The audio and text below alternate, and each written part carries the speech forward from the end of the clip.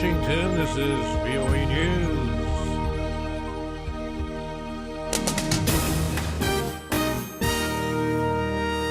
I'm Ray Kouguell reporting. Diplomatic efforts heat up to solve Ukraine crisis.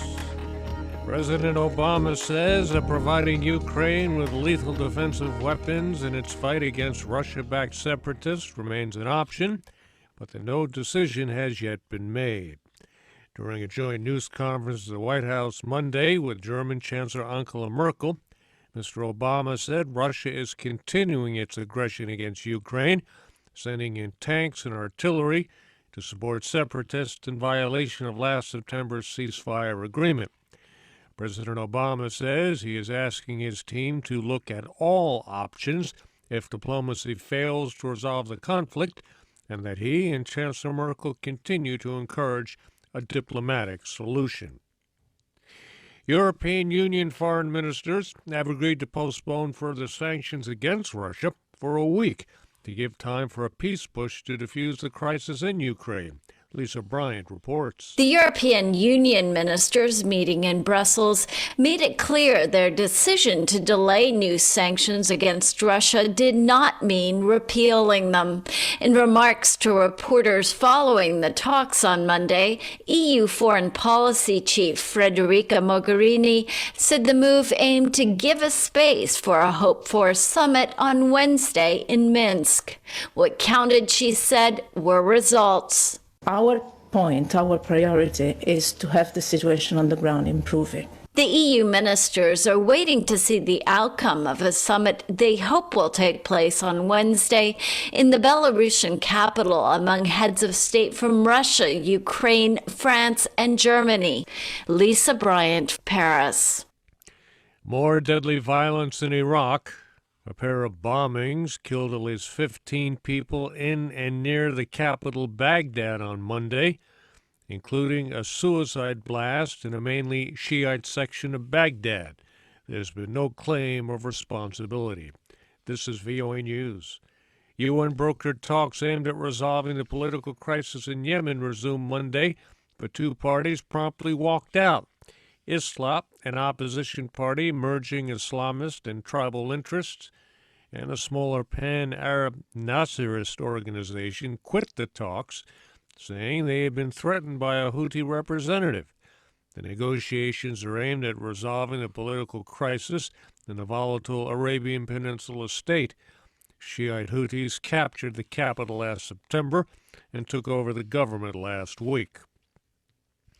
Nigeria's Boko Haram militants launched new attacks in Niger and Cameroon Monday as the group's leader vowed to defeat soldiers fighting the group. Witnesses say Boko Haram gunmen attacked a prison in the southeastern Niger town of Diffa, but were driven back by Niger's army. There is no word on casualties or whether any prisoners escaped. Reports from northern Cameroon say militants seized a bus with at least 18 people on board. The Parliament of Somalia approved a new cabinet Monday, just hours after gunmen shot and killed one of its members. Abdullahi Kayod Barra was gunned down in the capital, Mogadishu. The attackers escaped, and the al-Qaeda-linked militant group al-Shabaab claimed responsibility for the shooting.